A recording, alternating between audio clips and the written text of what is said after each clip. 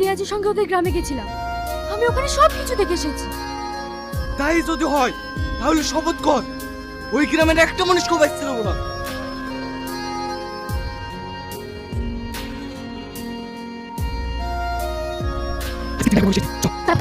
ওকে এত সহজে মারবো না। ও যতটা কষ্ট দিয়ে আমাদের বাবা মাকে মেরেছে তার চেয়ে 10 গুণ কষ্ট দিয়ে ওকে মারবো। তবেই আমাদের বাবা মার আত্মশান্তি পাবে। তুই ঠিক হ্যাঁ, তবে আমাদের সঠিক সময়ের অপেক্ষা করতে হবে। এত তাড়াহুড়ো করলে চলবে না।